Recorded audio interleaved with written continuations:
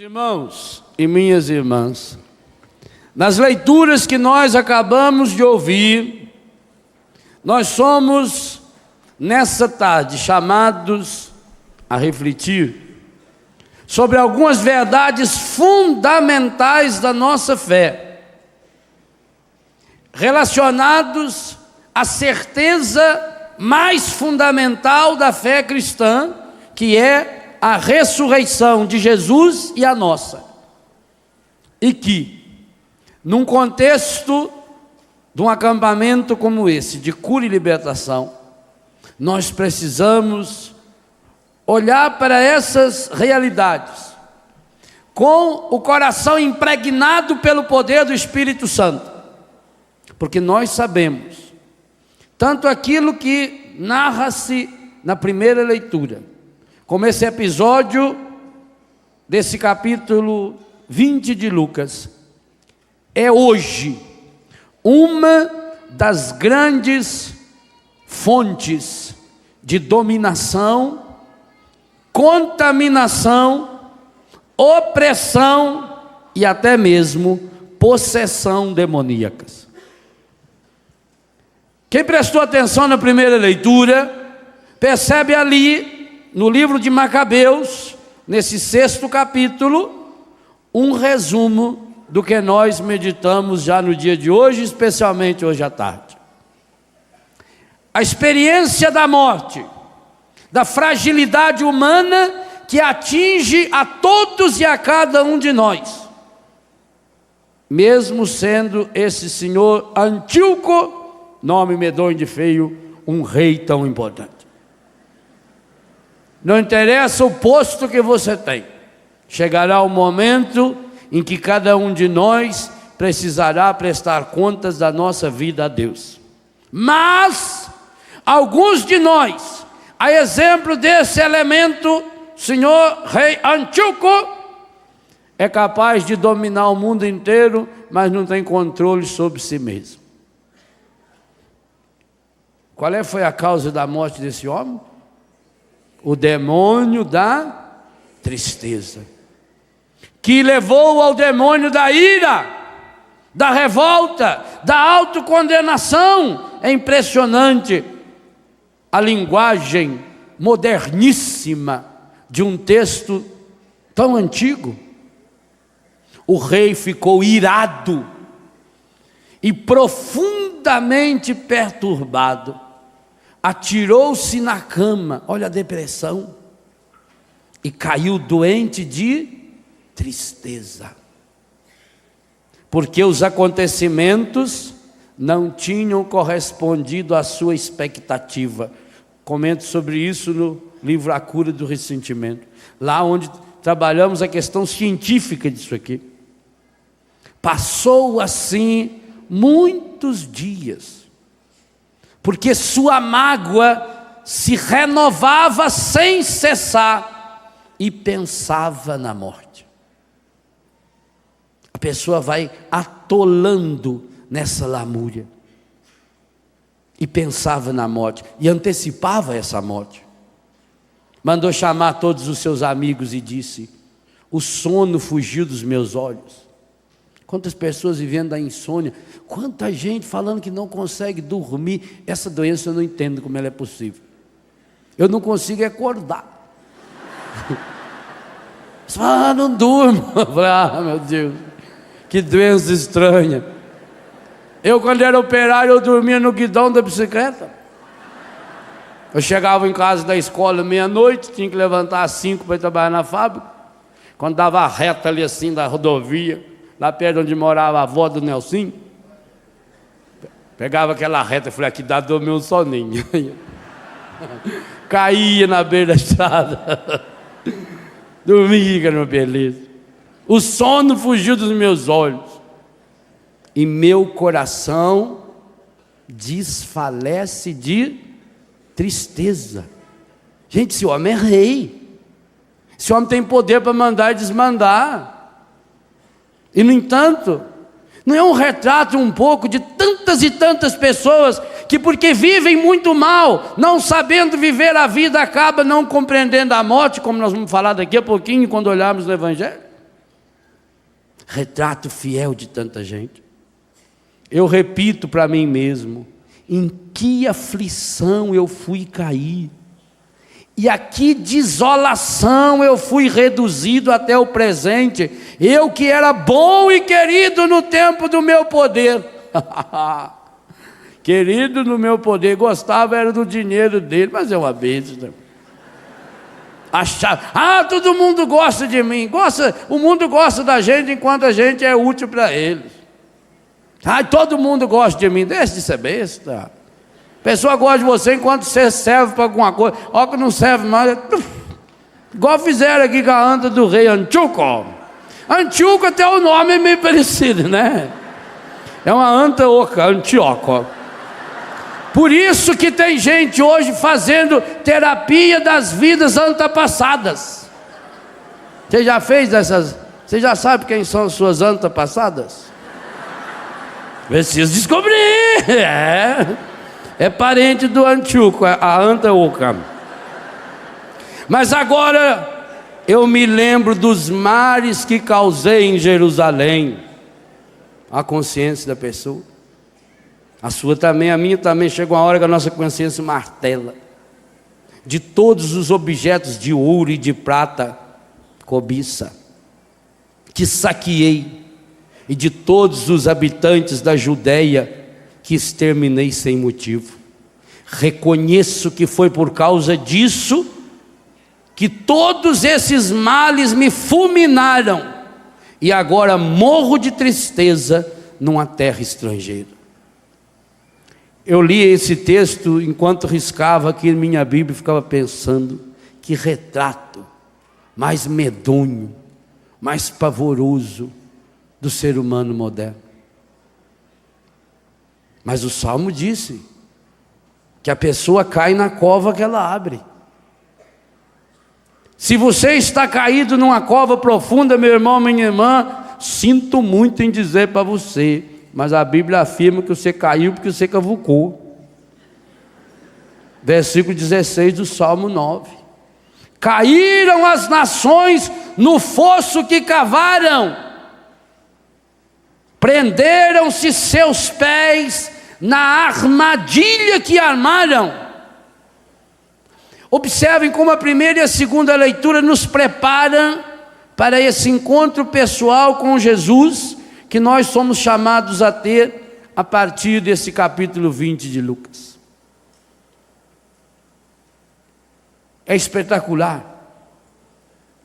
principalmente porque aqui nós percebemos que a força de pensamento, o raciocínio dos saduceus ilumina, não sei se o verbo aí seria mais correto, ilumina ou escurece a mente e o coração de tantas pessoas que, a exemplo dos saduceus, uma seita cética e materialista, também partem de um pressuposto errado, não acreditam na ressurreição.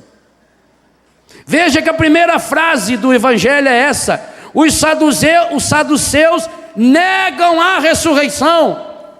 Eles não foram perguntar a Jesus o que fazer para que conseguissem a vida plena. Eles não foram até Jesus para ter um encontro pessoal com Ele. Eles foram até Jesus para tentar encostá-lo na parede e justificar a vida hipócrita que eles levavam, que aliás muitas e muitas vezes é isso que acontece também na nossa igreja, quando a grande maioria de nós católicos vamos à missa, não porque queremos ter um encontro pessoal com o Senhor, porque queremos e precisamos mudar de vida, mas vamos à missa dominical para justificar a vida paganizada que nós vivemos 24 horas por dia, 7 dias por semana.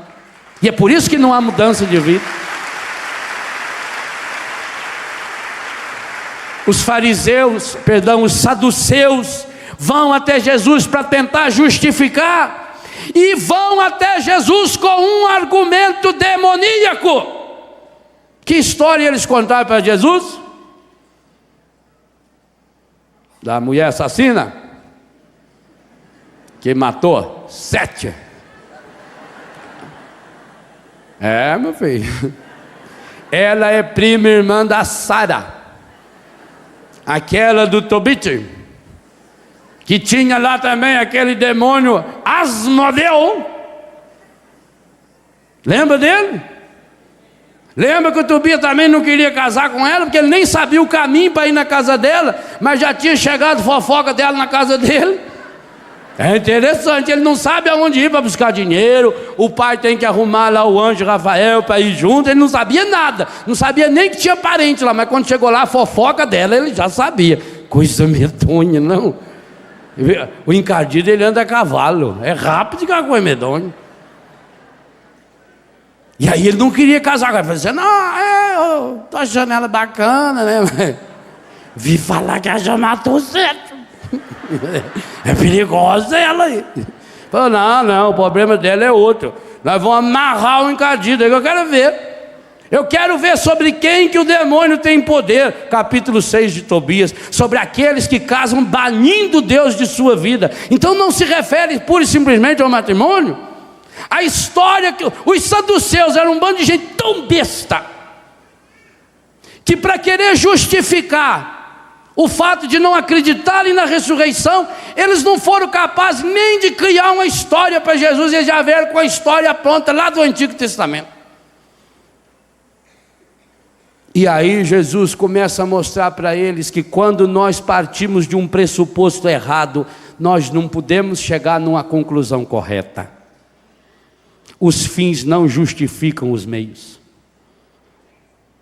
Meus irmãos e minhas irmãs, o que Jesus está dizendo com todas as letras aqui? Em primeiro lugar, que terá julgamento.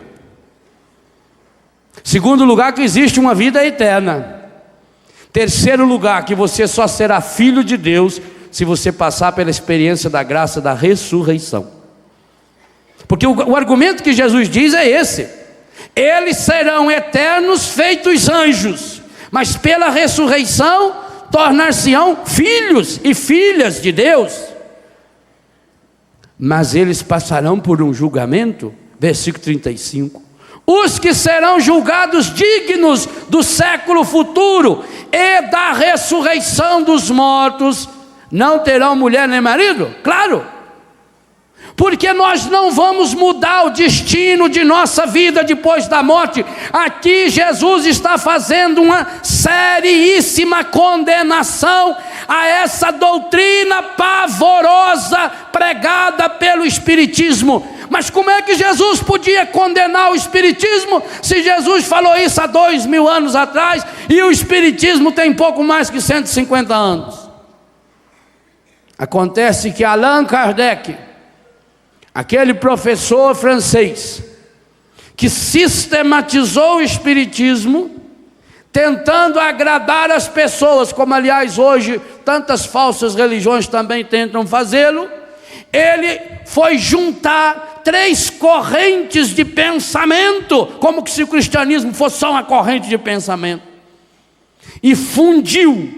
Logo, se fundiu, confundiu, porque fundir com dá confusão. Confundiu o cristianismo com o budismo e com o darwinismo. Darwinismo é a filosofia da evolução das espécies.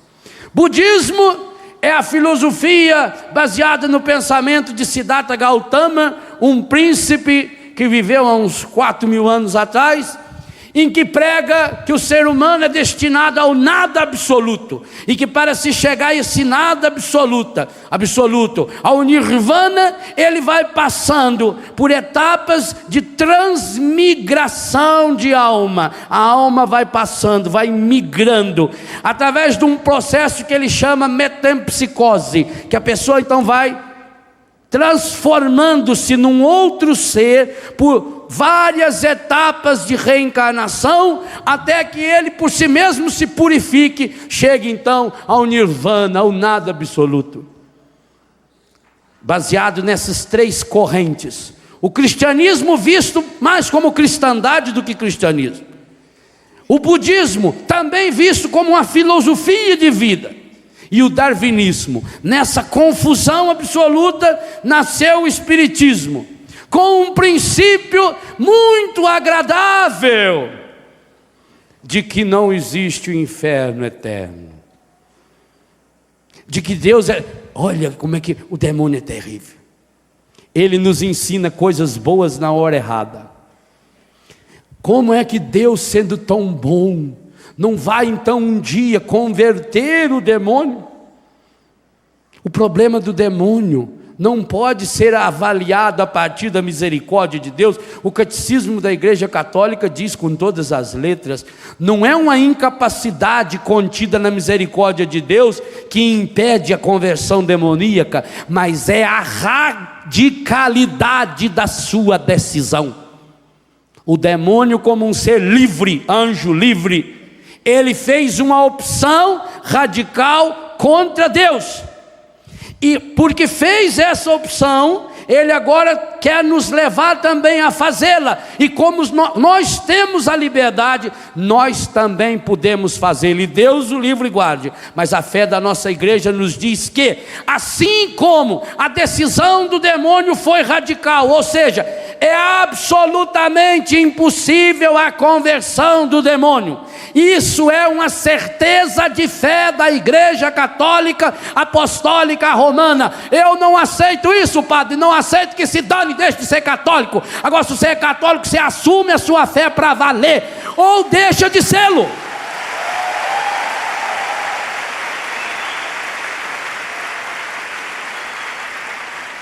Não há a menor possibilidade de conversão para o demônio. Ponto e vírgula, continua o catecismo. Como também para aqueles que morrerem em estado de pecado mortal. E aí é duro. É isso, gente, que o Espiritismo vem com essa doutrina falsa, medonha, para querer apaziguar o coração da pessoa. É a radicalidade dessa vida, é a radicalidade da nossa decisão. O ser humano não tem duas vidas, uma para errar e outra para vir consertar. A nossa vida é única. Primeiro lugar, nós vamos ter que prestar contas para Deus. Está aqui, vai chegar o dia do julgamento. E esse dia, que nós devíamos esperá-lo com ansiedade e alegria. A volta de Jesus, que nós, na igreja, embora falamos isso em todas as missas, alguns de nós, inclusive de nós padres, não gostamos muito de falar que nós aguardamos ansiosamente a segunda vinda de Jesus, que nós precisamos estar cada dia mais felizes ao saber que cada dia que passa aproxima-se o tempo da segunda vinda gloriosa de Jesus, do julgamento. Nós não podemos temer ao julgamento, nem ao juízo particular, nem ao juízo final, porque será a primeira vez em toda a nossa história em que nós seremos julgados pelo coração de Deus, que nos sonda com a compaixão e não com a miséria e a hipocrisia desse mundo. Será o grande momento em que todas as injustiças que nós já fomos vítimas desaparecerão. Será o momento da reparação final, aonde o ser humano, porque Deus, o único que pode conhecer as intenções reais do seu coração, e inclusive conhece as fraquezas e as causas das nossas fraquezas, então Ele vai nos chamar para diante de Jesus, agora como nosso Senhor e como juiz, como Rei, para que nós sejamos acolhidos no coração desse Deus. Mas meus irmãos, nós quando deixamos de pensar na radicalidade, na eternidade dessa vida plena, nós acabamos também justificando uma vida igualzinha à vida dos saduceus, uma vida baseada no materialismo, no ceticismo, nos sofismas, nos argumentos errados para satisfazer um momento de egoísmo pessoal. Não há, e fique bem claro, a menor possibilidade de uma conciliação, mesmo que você fale em ecumenismo, e nós precisamos falar em ecumenismo,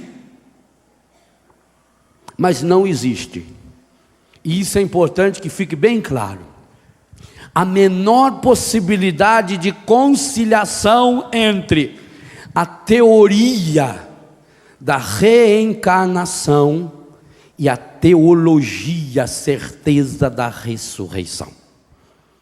Não é porque os espíritas se dizem cristãos que eles são cristãos. Nós temos que dizer isso com todas as letras.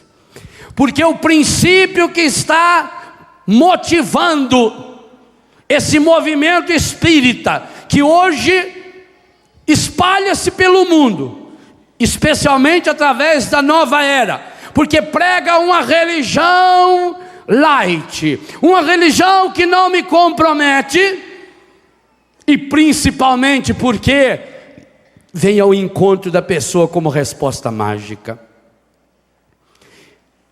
Nós decidimos o destino da nossa alma. Nós temos uma alma imortal, que no juízo particular ela já vai receber o prêmio ou a condenação. Aquele que morre em pecado mortal já desce imediatamente para o inferno e de lá não sai mais. Vai ressuscitar no juízo final, para que a sua carne agora, unida à sua alma, pereça eternamente no inferno. E Jesus diz que nesse inferno tem fogo, portanto que é o lugar da tormenta, da ausência absoluta de Deus, da incomunicação, de saber que eu fiz uma opção radical contra Deus. Mas também aqueles e aquelas que fizeram uma opção radical por Deus, mesmo que morreram em estado de pecado, embora não sendo pecado mortal, mas morreram com o desejo honesto e sincero de ir para Deus, então passam pelo purgatório e acabarão também na ressurreição final, a alma e o corpo. Esse corpo plantado corruptível, estragado, ferido, talvez despedaçado, cheio de doença, ele vai ressuscitar incorrupto, feito o corpo ressuscitado de nosso Senhor Jesus Cristo, porque a ressurreição de Jesus é o sinal e a certeza e a convicção profunda da nossa ressurreição. Eu sei, meus irmãos e minhas irmãs, que muitas e muitas vezes parece duro demais você ter que enfrentar o mistério da morte, mas cada vez me convenço mais. Só se desespera diante da morte quem vive a vida de qualquer jeito. As pessoas hoje vivem a vida de qualquer jeito. Perdeu o sentido da vida, da convivência. Depois, quando a pessoa morre, aí fica lá descabelado, com peso na consciência. Aliás, é muito fácil a gente saber isso quando a gente vai em velório. Quando você vai no velório, que está aquela pessoa lá desesperada.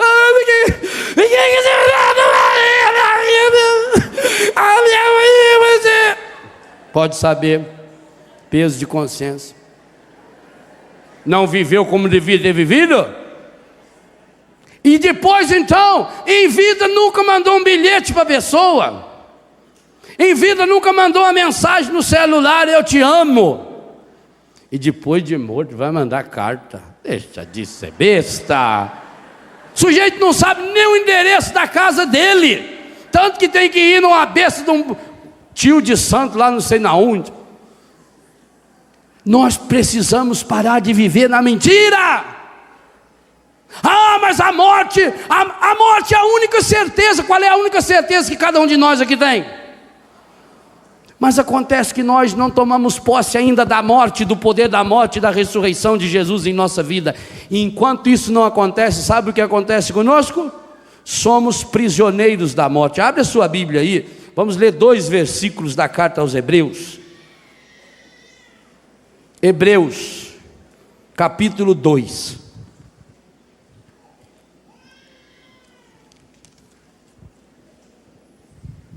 Versículos 14 e 15. É impressionante isso que o autor dos Hebreus, o mesmo autor que nos fala que há somente uma morte, e depois vem o juízo, está lá em Hebreus 9, 27. Aqui, em Hebreus 2, versículo 14. Os filhos participam da mesma natureza dos pais, da mesma carne e do sangue.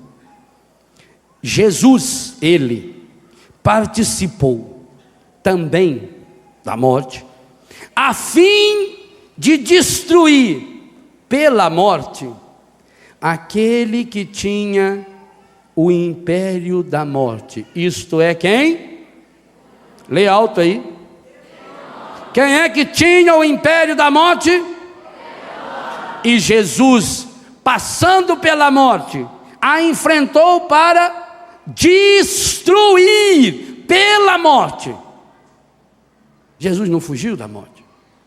Ele assumiu a morte para transformar em caminho de vida. E libertar, leiam o versículo 15.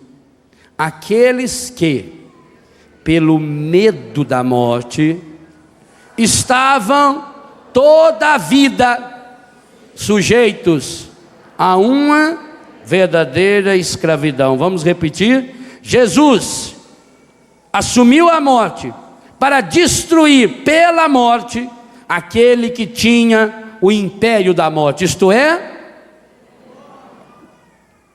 e libertar aqueles que, pelo medo da morte, estavam toda a vida sujeitos a uma verdadeira escravidão.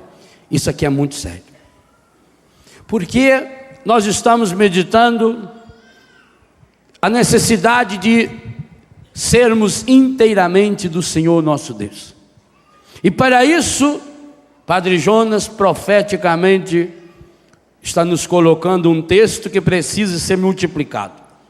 Você que já tem, precisa comprar muitos exemplares. Nós precisamos fazer, ao menos todas as pessoas que nós conhecemos, nós precisamos ter a coragem de levá-las a conhecer a verdade que está nesse sim, sim, não, não.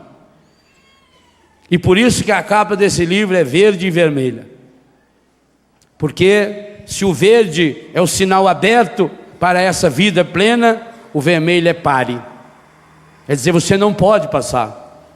E se eu sou capaz de respeitar um sinal vermelho na estrada, na rua, dizendo que se eu passar ali, há uma câmera que me fotografa e eu vou ser multado, ou pior ainda, eu vou provocar acidente sério, também aqui aparece esse sinal vermelho e dizer para você, esse é um caminho que você não pode ir.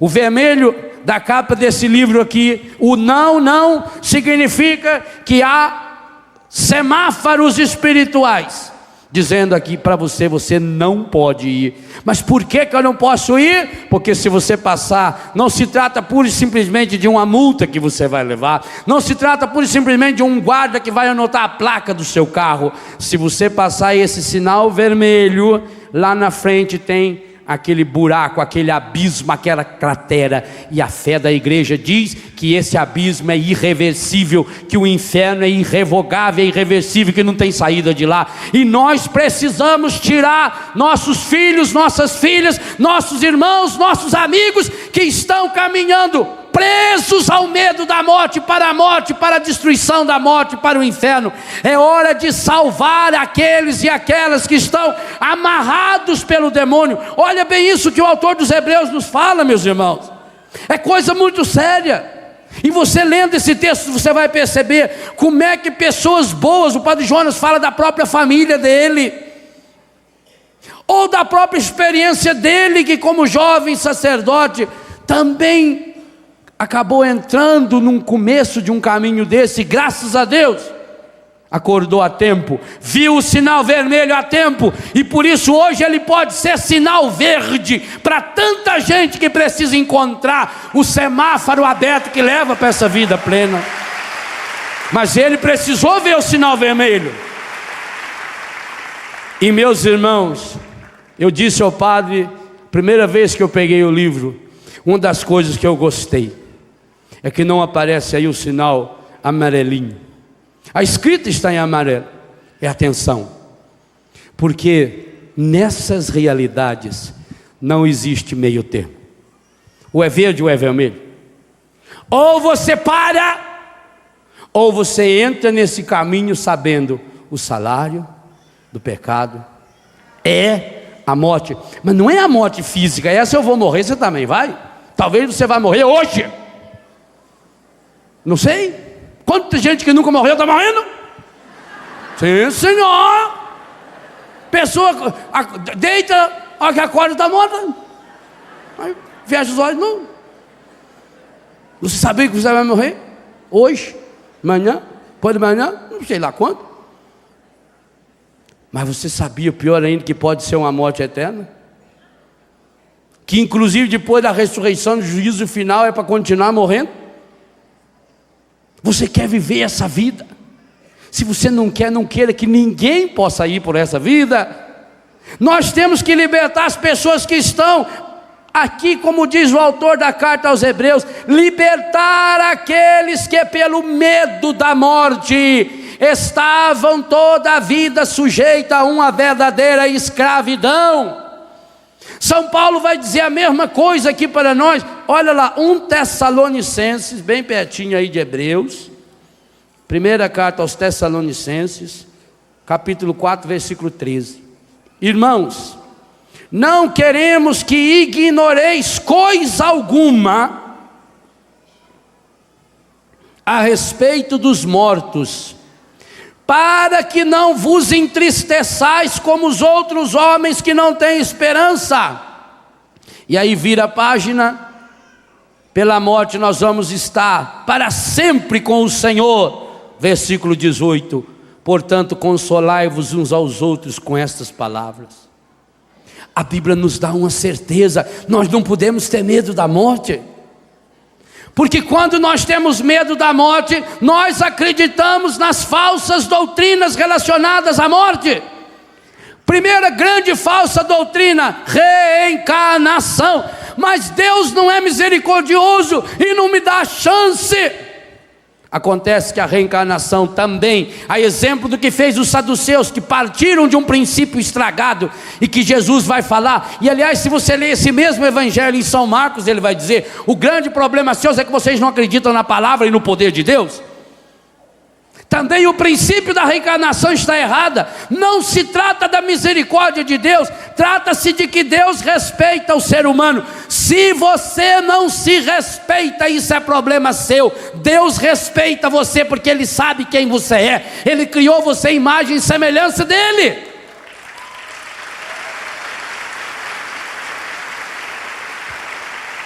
Baseada nessa primeira mentira, quantas outras vêm? A invocação dos mortos, a comunicação com os mortos. É importante que se diga bem claro isso que está no livro. Quando uma pessoa vai em qualquer desses lugares demoníacos, mesmo que esses lugares tenham lindas imagens de santo, tenha terço, tenha roupa, que a pessoa faça o nome do Pai, porque o demônio é safado, sem vergonha, ordinário, e aqueles que estão lá, nós ouvimos hoje de manhã com todas as letras, eles foram consagrados, não, tem que achar uma palavra aí, porque consagrados são os meus consagrados aí de Betânia, os santos são consagrados. Eles foram contaminados, eles foram reservados para o encardido, eles sabem disso, eles sabem que pertence ao demônio, eles sabem o dono da vida deles. Então eles usam dessas artimanhas todas para enganar as pessoas, e para enganar as pessoas no momento em que a pessoa está fragilizada. Meu irmão, minha irmã, quem de nós já não passou pela experiência da fragilidade diante da morte e da doença? Todas as pessoas têm um processo natural diante de uma doença grave. Quando a pessoa descobre que tem uma doença grave, a primeira coisa que ela faz é negar. Não, não é possível. Não pode ser. Vai ver que tem diagnóstico errado. Eu vou procurar outro médico. Eu vou pegar uma segunda opinião, uma terceira, uma oitava, 29ª. Então a pessoa nega. Depois que ela nega os exames, não, está lá, meu filho, está lá. O homem chegou em casa e falou: filha, como é a mesma doença que o médico falou que sua mãe tem? Parece esse nome de horóscopo. Falei: é câncer. Falei: então depois que descobre que é dureza, aí vem a segunda reação diante da doença: por que eu? Tanta gente ruim no mundo. Quer dizer, se fosse para o outro, por que Deus foi levar o meu filho? Eu me revolto, tanta gente ruim no mundo, era pessoa tão boa. Tirava a roupa do corpo para dar a pessoa tão boa. Por quê, né? A gente se revolta, não é mesmo? É verdade, coitado. Olha como é que está tão sereno, né? Está morto, tá. Parece que está sorrindo. Parece que sabia que ia morrer. Mesmo. Ontem ele passou, ele fez assim.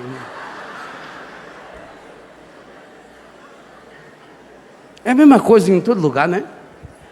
Então a segunda reação, por que eu? O egoísmo da pessoa. Aí como não tem resposta, é o você mesmo. Aí vem a terceira, eu começo a negociar com Deus. Oh, minha Nossa Senhora, ajuda menos eu educar o Juninho. Coitado, ele precisa tanto de mim. Ao menos até ele ir no batalhão. E o pior é que quando ele chega no batalhão e a mãe está viva ainda, fala: ah, mas Nossa Senhora, agora eu menos queria ver ele formado, casado, o netinho, batizado do neto. Queria tanto ir na primeira comunhão do meu neto. Quando o meu neto formar pós-graduação em física quântica. Ah, quando o meu neto for doutor. Não é assim? Você vai protelando, porque não quer morrer. Eu tenho medo da morte. Não adianta ter medo da morte. Bobagem. Você vai morrer. Eu queria diga para quem está do seu lado, você vai morrer. Prepara! Agora diga algo mais sério para essa pessoa. Talvez seja hoje. Ou não? Eu? Se eu morrer aqui, eu morro feliz da vida. Um pecador a menos. Você vai morrer. Eu vou. Não adianta protelar. Viva hoje numa certeza: Jesus Cristo não fugiu da morte. Jesus Cristo assumiu a morte. E aquilo que era castigo, a morte era castigo. A morte não estava no plano de Deus. A morte não é criação de Deus. Fique isso bem claro, ou deixe de ser católico. A morte entrou na história humana como consequência do pecado. Portanto, originalmente a morte está ligada ao pecado, que por sua vez está ligada ao demônio. Por isso que ele é o dono da morte. Está aí o que o autor da carta aos Hebreus nos ensinou. Originalmente a morte não estava no plano de Deus. A morte entrou na história humana em consequência do pecado. Romanos 6:23, o salário do pecado é a morte. Mas Jesus, que veio para redimir o ser humano, assumiu a morte para destruir pela morte,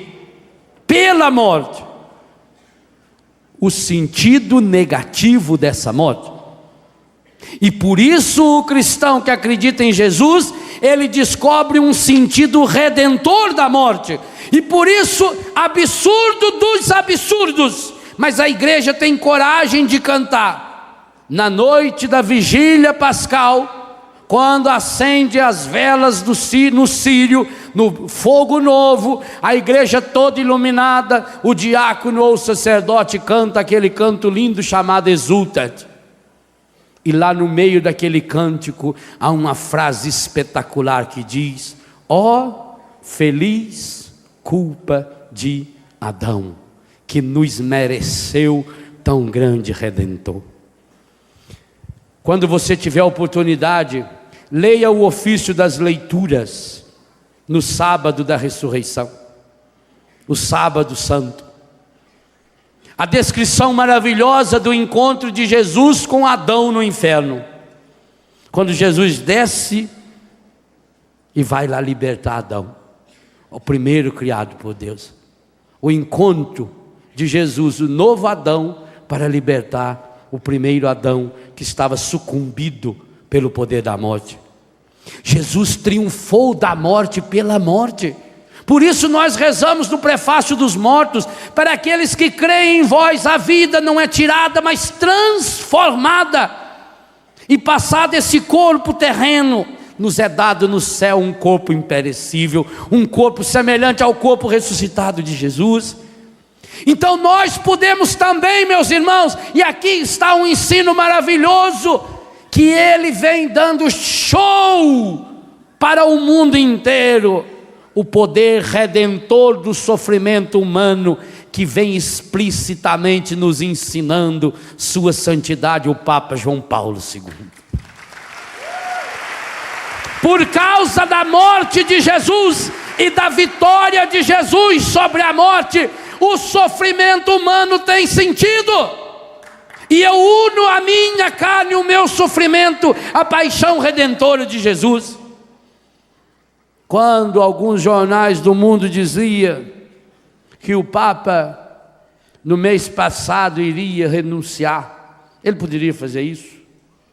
Mas eu lá no meu coração, eu rezava para que ele não fizesse isso.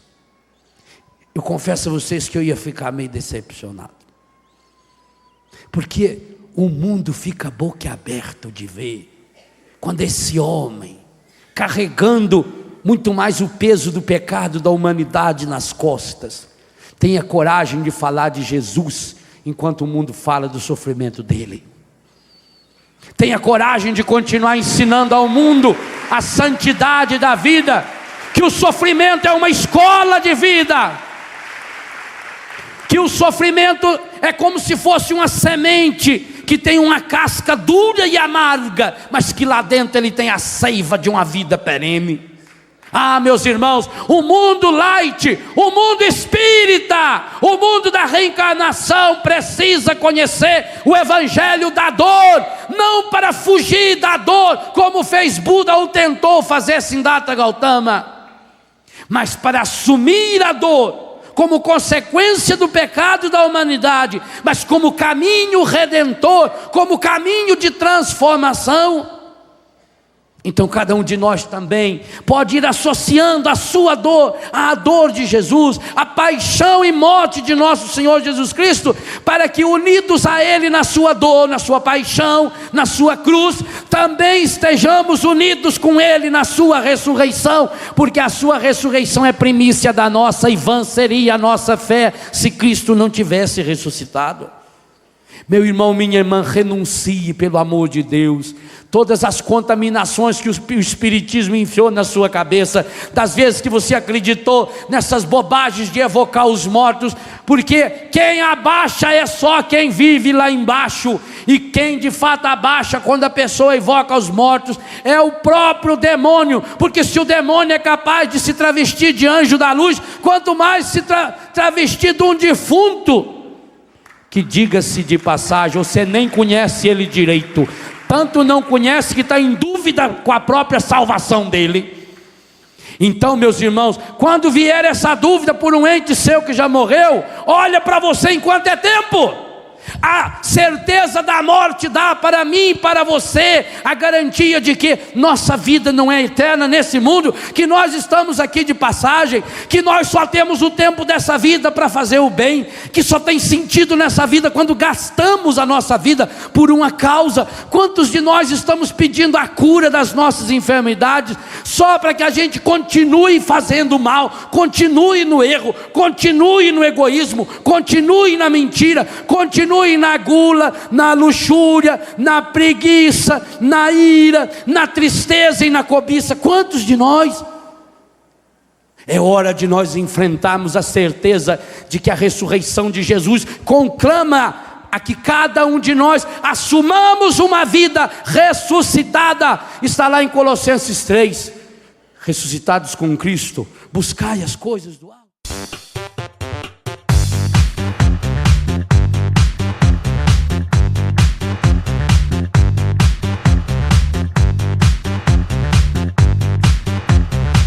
CançãoNovaPlay.com. Assine já!